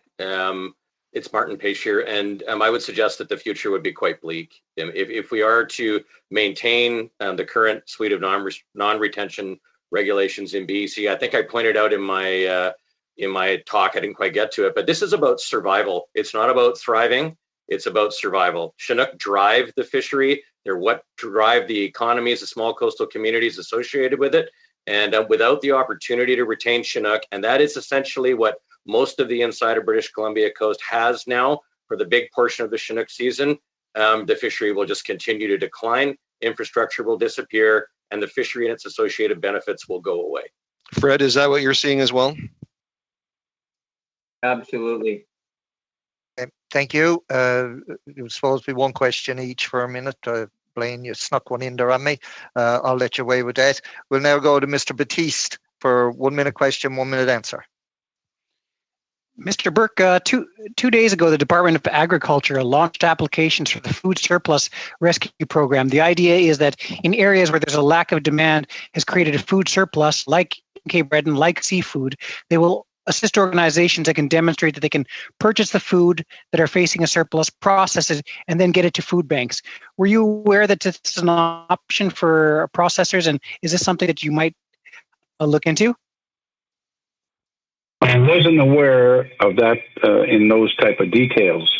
Currently, we're probably processing right at our maximum right now with the lobster landings and snow crab. So even I've been aware of it, I don't think it would be an option for us. And a number of the processing facilities in seafood are fairly busy at this moment. Give it a couple of weeks, and that would probably be of interest to a number of them. Thank you, and I hope you share that. Thank you, Mr. Chair. Thank you, Jaime, for that. We'll now go to Mr. Oh, no, Madame, sorry, Mr. Blanchet-Jonca for a minute. Merci, Monsieur le Président. Ma question. Thank you. My question is for Mr. Burke. Quickly and concretely, what are the impacts of the lack of funding and lack of personnel at DFO regarding recreational fisheries?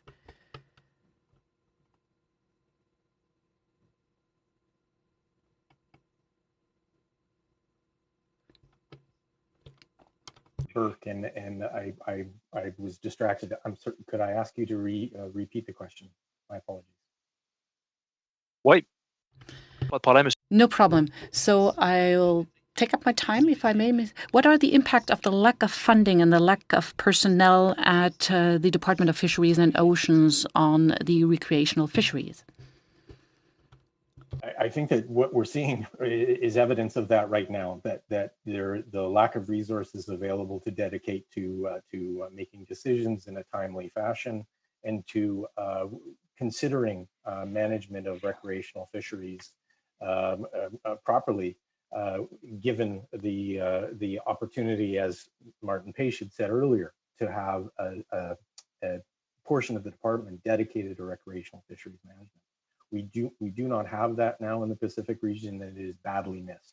We have come from a time when that did exist, and we saw things operate better and differently. And so we are missing that and suffering the consequences of that now. Thank you, Mr. Blanchet-Jonca. We'll now go to Mr. Johns for a minute question, please.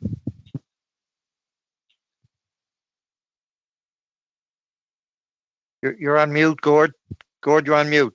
Push the button, buddy. So my question's for Mr. Page, and it's around back to the same question around dedicated resources from the department for the recreation fishery. I mean, we had to go to the wall begging DFO to come to Port Alberni and out to the coast last year to just even explain the closures. Can you talk about the importance of the department coming and answering questions around science about stocks of concern when they've left the rivers and whatnot, and also just around what other supports the government needs to do, because the CEBA program is only going to carry sport fishers for so long with no season up ahead and no EI beyond the summer. Can you talk about what the government needs to do to help these fishers get through the fall and winter? There's a simple answer and a quick answer to your second question, Gord, and that is what the government needs to do is it needs to implement the SFAB proposals immediately. Those SFAB proposals are put in place to provide opportunity for small coastal communities to get involved and get back to work. That's what they're telling us they want to do. We're moving into phase 3 now. We have the opportunity to take advantage of what British Columbia is calling a staycation rebuilding plan, where they're encouraging British Columbians to take their vacations in BC. That will provide the economic opportunity, get people back to work and provide the jobs they need. We are not suggesting that we're going to get any kind of specific help like processors and commercial harvesters are, even though we appreciate and applaud that those are necessary. We have a difficult time in terms of identifying ourselves as harvesters, but getting people on the water fishing, allowing them to retain Chinook, that's the most important thing we can do right now. The minister has the proposal on her desk, just needs to be implemented. Thank you for that, and thank you everyone for cooperating so much on that speed round, we'll call it. I want to say a big thank you to our witnesses again, to Mr. Burke, Mr. Page, Mr. Bird, and Mr. Helmer for your patience and for putting up with all the technical challenges to get this done today. Your attendance here is greatly appreciated, and your contribution is even appreciated that much more. So again, for those of you who have appeared before, glad to have you back, and hope we'll have the opportunity to talk again real soon. So I'm going to suspend for a moment just while we allow the witnesses to leave, and we'll do a little bit of committee business, which won't take long. Thank you very much.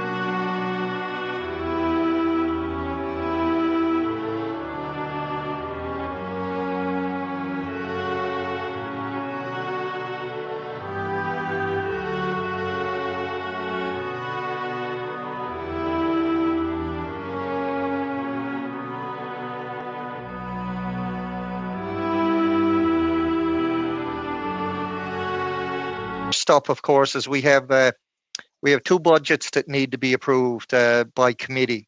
The first one, of course, is the briefing on the government's response to Big Bear landslide, and it's requesting an amount of $1,500. Would somebody move that we approve that? Wave a hand. Or moved by Mr. Johns, seconded by Mr. Hardy. All those in favour? Counterminded? Mr. Chair, do we have a couple of minutes to discuss these? Okay. They're sent to your P9s if you check your emails, but we can well, in all fairness, have a couple of minutes to discuss it.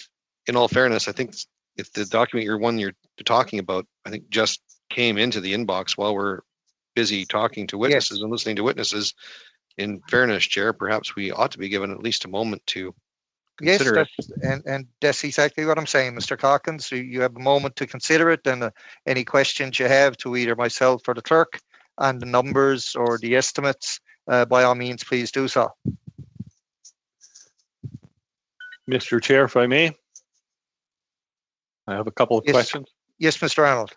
Thank you.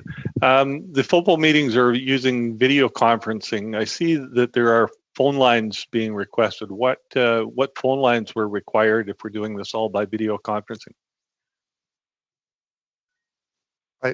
I believe it's for staff, and the clerk can correct me if I'm wrong. Nancy? Exact. So, Mr. Chair, thank you very much, and thank you for the question. And yes, the committee is meeting by video conference, but the audio feed for the staff that they listen to in order to listen to the meeting and not have the delay that comes with Parview, there is now a fee, and every single committee has to pay for their own lines. So that fee that you see there, every single committee meeting virtually, they also have the same fees. Okay, thank you for the clarification. One more thing is that FOPO witnesses have not been using the House of Commons issued headsets. I see there's headsets on both budgets. Who is receiving these, and where are they going? Why are they $75? And that's an excellent question, and thank you very much. And indeed, actually, it is the good news is that up to today, we could not deliver headsets, but now we do have headsets. And if the committee does adopt the budget, then the committee will be in a position to actually call witnesses. And ahead of time, if they do not have proper equipment, we could actually deliver that so that the quality of the meeting can actually be done. And that would be free of charge for the witnesses. And it would be at a very slight expense of the committee. But it would definitely make the meetings much better. Thank you for that clarification. Thank you, Mr. Chair. You're welcome. So again, it's been moved and seconded, and so all those in favor again? Counterminded? Motion is, so the budget is approved. And just to clarify, Mr. Chair, in order to be aligned with the motion adopted by the House, at the end, if the members are okay with the two budgets, I will have to do a recorded vote. Okay. So are the members okay with the two budgets, not just the big bear? There's also the impacts of COVID-19 and the fishing industry stakeholders. The amount requested there was $2,250. Are there any questions on the numbers included in that one? Question, Monsieur le Président. Question, Mr. Chair. Oui, Monsieur Blanchet-Jonquière. I just want to understand. We can't necessarily be on Zoom. We need the phone lines for these people to take part in the meetings. Pour répondre à Monsieur Blanc. Currently, to answer Mr. Blanchet, because the meeting is on Zoom and the interpreters or the house interpreters work from the West Block on the Parliament Hill in the small booth, the interpreting booth. They need a connection, but they also need a connection for parallel view and interpretation. All this together make that we can't do like before. Before, the witness could take a phone and take part in the meeting, but now it's impossible or almost or very difficult, as we saw today. Thank you. Any further questions on clarification, Mr. Arnold? Yes, Mr. Chair, just curious as to why they were only sent out 5 minutes ago when we're in the middle of a meeting. We could have had a lot of these questions managed and saved some time if they had been sent out prior to the meeting. Nancy?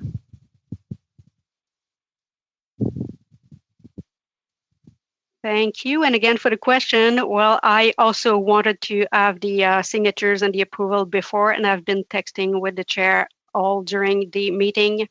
And I was definitely hoping to get the budget, but I got them at the very last minute, and I sent it in a distribution to your P9 and all your staff as soon as I had a chance. But I did not receive them anytime before that. And I can actually say I got them at 4:50 p.m. Ottawa time today. Okay. Mr. Fast. Yes, I'm just wondering why can't these two budget items be put onto one document? We've got two separate budgets here, basically covering the same thing. Is it covering different individuals?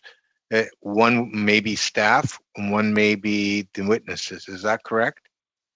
Well, I think the reason why they're separated, Mr. Fast, from my point of view, will be they're two separate studies. So, and they like to keep the expenses aligned with each particular study and each piece of work of the committee. Nancy, I don't know if that's true or not, or if you can confirm or explain any further. That's correct. For any study, the committee has to adopt a budget. As soon as they have witnesses or expenses, they have to adopt a budget. Because the committee had the Big Bar and Pacific Salmon only officials in March or February, then there was no cost. But as soon as the members want to invite witnesses on a study, the committee has to adopt a budget.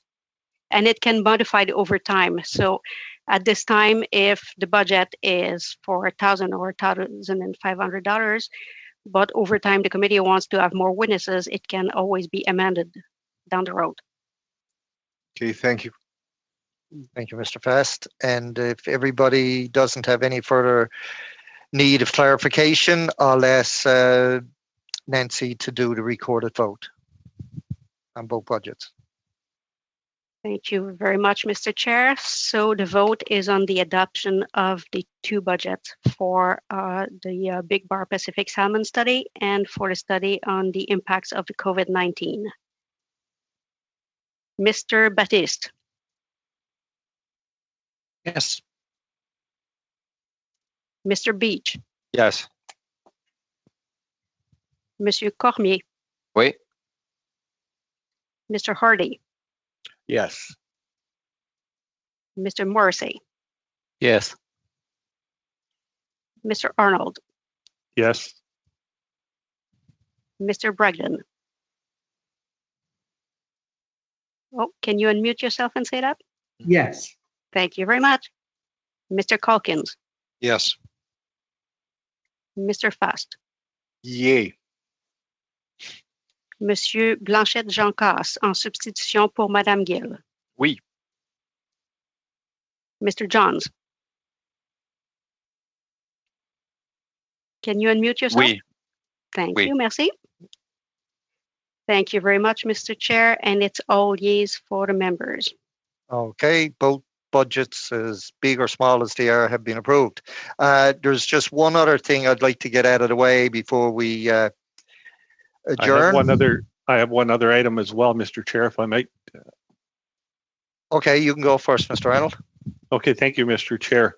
Just a small motion that I'm going to propose here. On May the 7th, the Standing Committee on Finance hosted 7 fisheries sector witnesses for the Finance Committee's study on the government's response to the COVID-19 pandemic.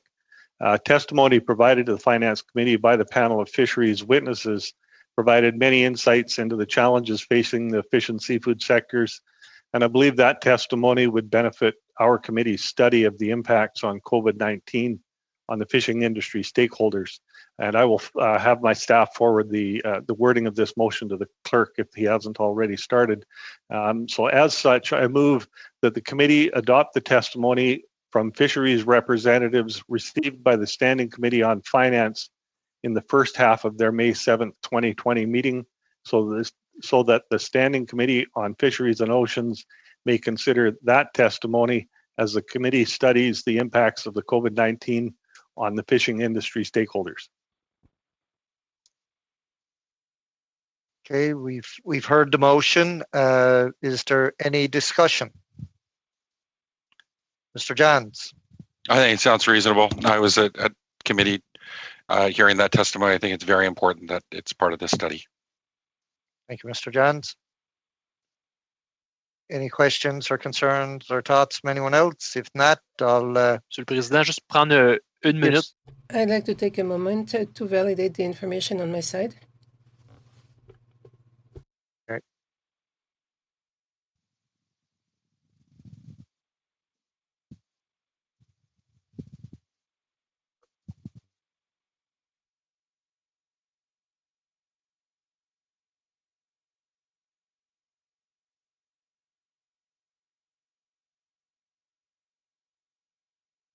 C'est parfait pour moi, merci. It's all right for me, thank you. Mr. Chair? Yes, Mr. Beach. Could we have the motion just reread one last time, please? Mr. Arnold, can you provide the Certainly. motion orally again, please?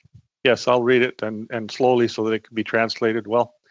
I move that the Standing Committee on Fisheries and Oceans adopt the testimony from the fisheries representatives received by the Standing Committee on Finance in the first half of their May 7th, 2020 meeting, so the Standing Committee on Fisheries and Oceans may consider that testimony as this committee studies the impacts of the COVID-19 on fishing industry stakeholders.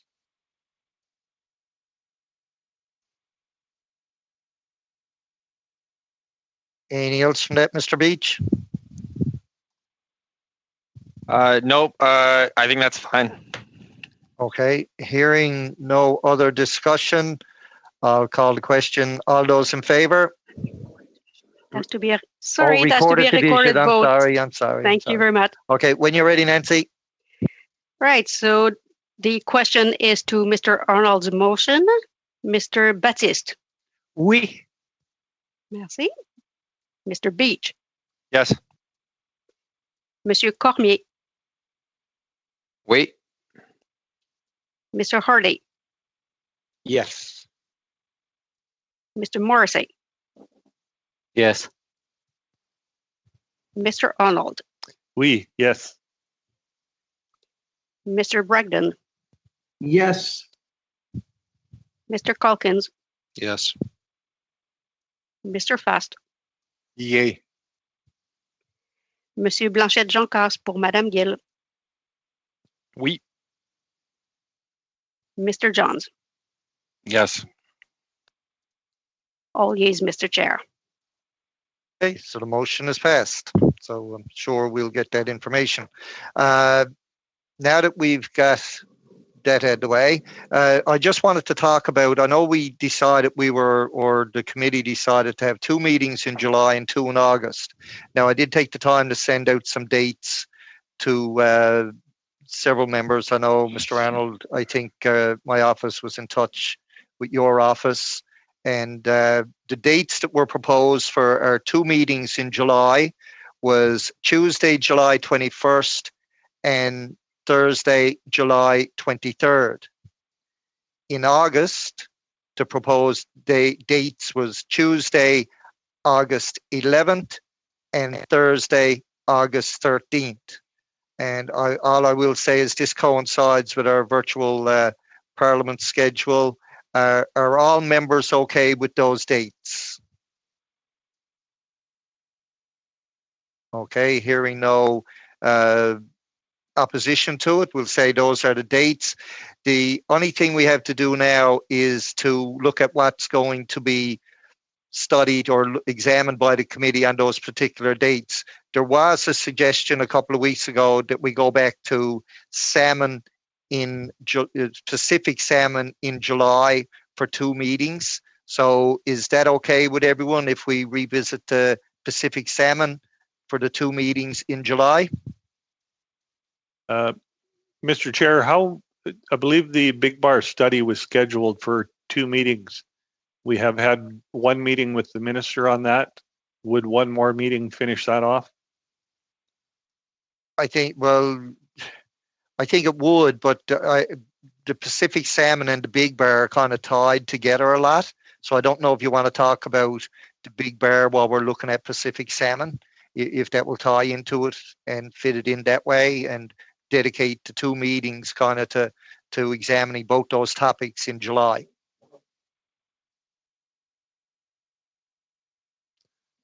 Mr. Hardy.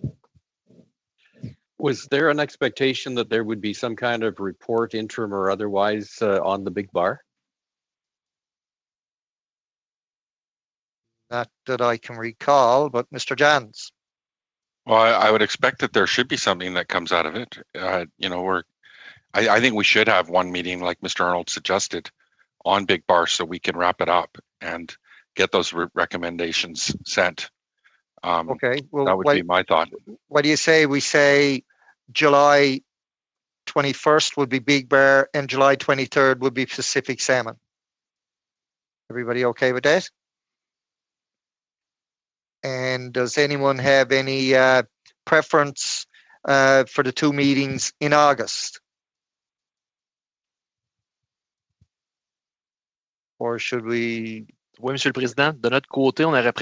Yes, we would have preferred the 18th and 20th of August.